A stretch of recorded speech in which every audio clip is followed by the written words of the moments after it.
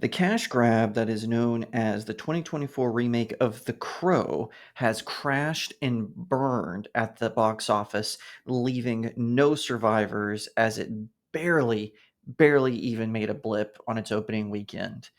Now, the director of the original Crow film is throwing some shade. 'Cause I've been living life right like I could just die any minute. Going for a ride down the side. Hi everyone, my name is Jacob Airy. Welcome to the StudioJake vidcast where I talk about all things pop culture. Be sure to like, share, subscribe, and if you're watching on YouTube, ring that little bell so you get notifications every time I post a new video and consider becoming a channel member. So like I said at the outset, the Crow 2024 remake has crashed and burned at the box office. It barely even was on anyone's radar.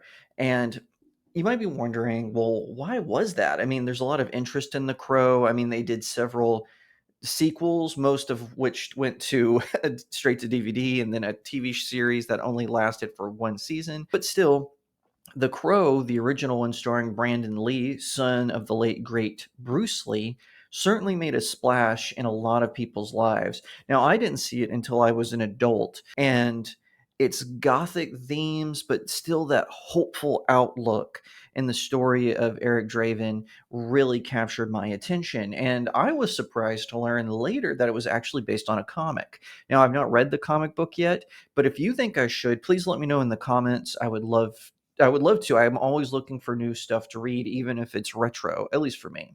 So, why did this movie crash and burn? The answer is simple. No one wanted the sequels that came after The Crow, and no one wanted this remake. It was nothing more than a slap on the label and then push it out there sort of product. And that's what we see a lot these days with Marvel, with Star Wars, with Star Trek. All of these franchises are in name only and they don't capture what made them so great to begin with.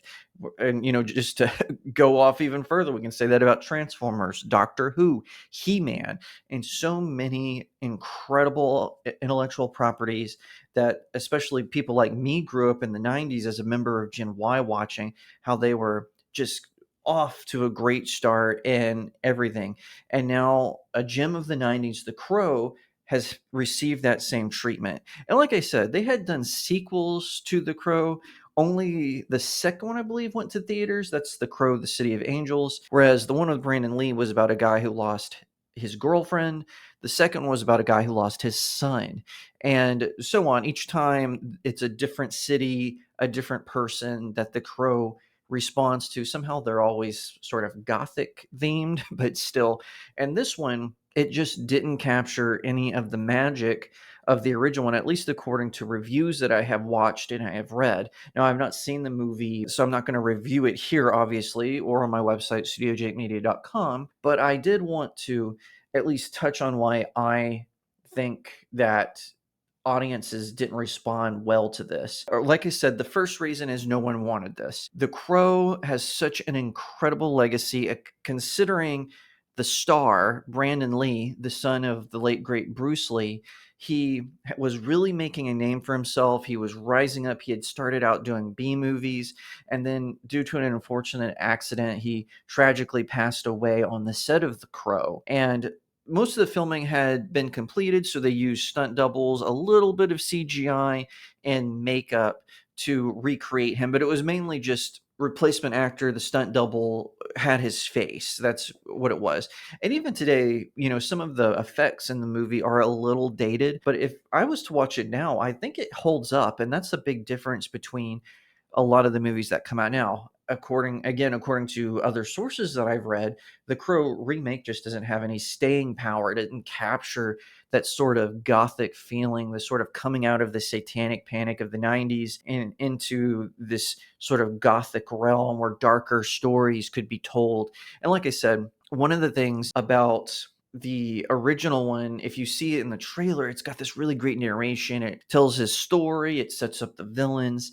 The trailer for the remake just looked like they were just trying to show off Bill Skarsgård's abs. That was another reason why it didn't succeed. That's number two, which is they didn't advertise it very well. They weren't trying to riff off, what had come before. They were trying to have their cake and eat it too with the advertisement. Oh, look, here's the Crow. Also, here's Bill Skarsgård.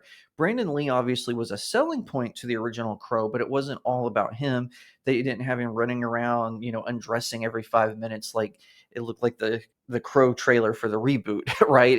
It was a focus on the story itself and what pulls the viewer in, not on who was in it. And people turned out for the Crow. They didn't turn out for the reboot, and that's another reason why. Thirdly, I think it was a poorly casted film. You go from Brandon Lee, like I said, who was this up and coming sort of star. You've got a tremendous cast, with the rest of the cast on that film. And then this one, it feels like they were just casting people who they thought were trendy, good looking, but not necessarily right for the role. And that's not an insult to the actors personally. That's just how I feel they weren't casted correctly. And I think the audiences picked up on that. They're like, you go from Brandon Lee to Bill Skarsgård, two totally different types of actors and men, quite frankly. So I think those three things hurt the film.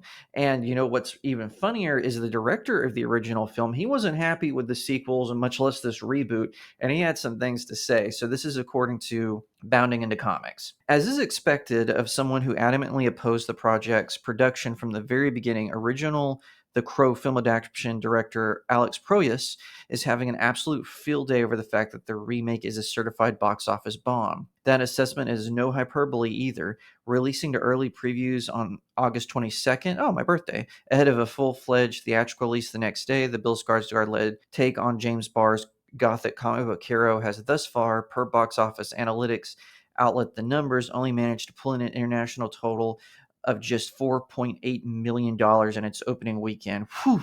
Given the film's reported budget of around $50 million, meaning its actual budget in light of the standard estimated film true total budget, including marketing by doubling the reported amount, sits closer to $100 million. Short of a supernatural revival a la Eric Draven himself, the Crow remake is likely to go down in history as one of the biggest production misfires across all of 2024. However, while this may be causing panic among the Lionsgate offices, it's led to nothing but joy for the aforementioned Proyas, who in recent days has taken to his personal Facebook page to relentlessly mock the film's failure. And then they show a screen capture where he said, "Wow, the reviews are brutal." This would be followed by the likewise brief observation on August 25th, "Wow, box office is a bloodbath." And from there, the gloves come off, and his next post Prost would mock, "I thought the remake was a cynical cash grab. Not much cash to grab, it seems." Ooh, burn. And then he posted one of those mark from safe things you can do on Facebook, and he put "mark safe from seeing The Crow 2024 today." Oh, burn, burn, burn, burn. And it says sharing a review from YouTuber Thoris Thorius Unlimited, in which the headline questioned if The Crow was even worse than Madam Web.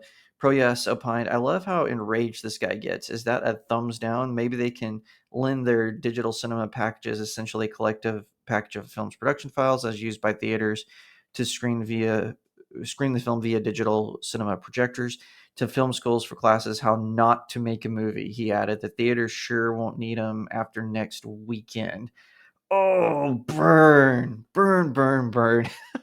So there you go. This thing had everything working against it, including revilement from the director of the original one. So yeah, those are the reasons why I think The Crow failed and why it's getting mocked by the original version's director. So yeah, it was something no one wanted. It was poorly marketed and it was incredibly miscast. I think that's what destroyed it at the box office. And I think that Alex Proyas is right to mock this failure. It's okay to make fun of Hollywood. They make fun of us normies and audience members all the time. So when they have this big sort of budget production that crashes and burns, I'm like, bring it on. So hopefully this will teach a lesson to Hollywood. Maybe not remake beloved cult classics, just like you shouldn't remake classics or even just moderately successful films, because this will 9 times out of 10 be the result. If you like that video, be sure to give it a thumbs up, share it out to all your friends, leave me a comment on what you think, and subscribe. If you're watching on YouTube, ring that little bell so you get notifications every time I post a new edition of the vidcast. And consider becoming a channel member, where for just a few bucks a month, you get all kinds of exclusive perks. If you don't want to support me on big tech, click on the link to my locals community. It's in the description. You can either support me by sending my articles tips or by becoming a monthly subscriber. It's cheaper than a cup of coffee these days, at least. So you get all kinds of cool things there. Plus, I produce exclusive content there for my members. Also, consider purchasing one of my novels. You can get them on Amazon, or some of them you can get on Barnes & Noble. Just search for my name, Jacob Airy. Once again, thank you so much for watching, and I'll see you next time right here on Studio Jake.